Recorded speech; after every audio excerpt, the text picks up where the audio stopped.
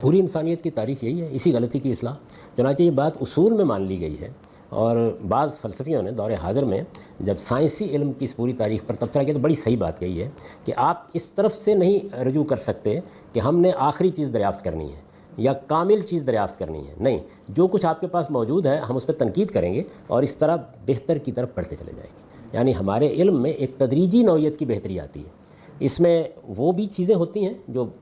کہا جا سکتا ہے کہ یہ اب حقیقت بن گئی، ان پہ بحث بند ہو گئی ہے، یہ دروازہ اب بند کر دینا چاہیے۔ ایک وقت آتا ہے، مثلا اب دنیا میں کہیں بھی سائنس میں اس پر تحقیق نہیں ہو رہی کہ زمین گول ہے یا چپٹی ہے،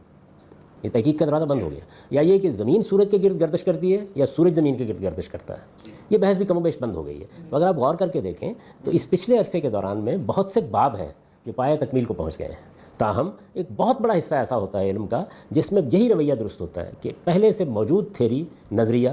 اس میں بہتری آتی چلی جاتی ہے۔ وہ بہتری کہاں سے آتی ہے؟ کہیں ہم مشاہدے کی غلطی کو پکڑ لیتے ہیں،